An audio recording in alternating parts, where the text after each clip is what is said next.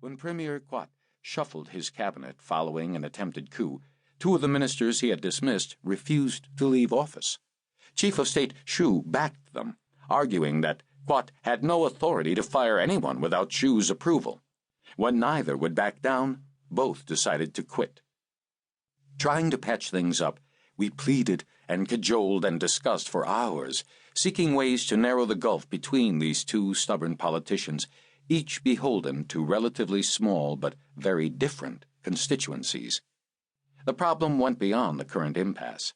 Quat and Xu could not agree on anything. If President Xu wanted to do something, the Prime Minister, who held more power, vetoed it.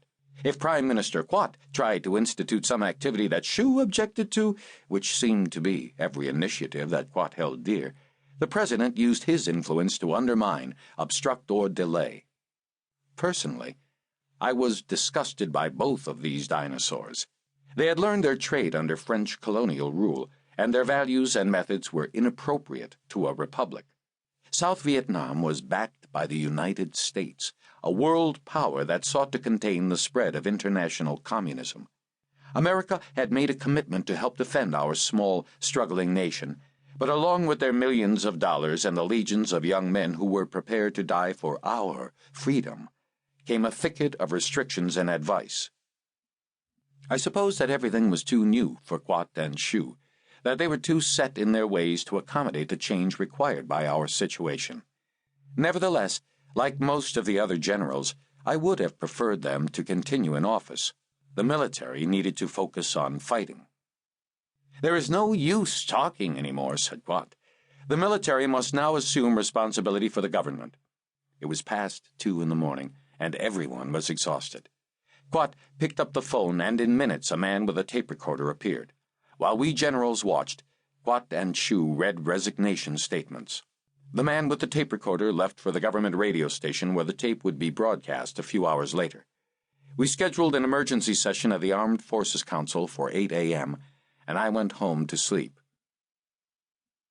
Our meeting convened in an enormous, air-conditioned conference room at the Saigon headquarters of General Nguyen Cao Ky, Commandant of the Marines. Behind a table at the head of a room that seated 500 was General Nguyen Cao Ky, who as Minister of Defense was ranking officer. He was flanked by the Armed Forces Council's other leaders, 4 senior generals. In a room almost half filled with generals and colonels, I sat in the cheap seats. Around me were the other so-called Young Turks, men in their 30s who commanded elite military units. Nguyen Cao Ky, the Airborne Brigade Commander, Kang, Commandant of the Marines, Navy Boss Commodore Chung Tan Kang, and Army Generals Nguyen Duc Tang and Nguyen Bao Tri. As a group, we had tried to reform the military and had publicly opposed the excesses and corruption of many senior generals. Qiu explained the situation with Xu and Quat and announced what we all knew. Because the civilian leadership had failed, it was now up to us, the military, to form a new government. No one had to say why. The failure of these two veteran politicians, who despite their limitations were the most able and popular of a contentious multitude of inept power-seekers, was proof enough that the military represented Vietnam's only organized power. And we were at war. Someone must take the helm of our rudderless ship before it was overwhelmed by the elements and capsized. We could not afford a long lapse in leadership. Qiu proposed that the assembled military leaders nominate one or more of the group to become the new prime minister, then put these nominees to a vote. "Who will volunteer to serve as prime minister?" asked Qiu. The room fell silent. "If there is no volunteer, we will proceed to the next phase," he continued. "We will nominate someone, and then the whole membership will vote to approve him or not. At this time, are there any volunteers?" No one raised a hand. No one said that he wanted to become prime minister, and why would anyone?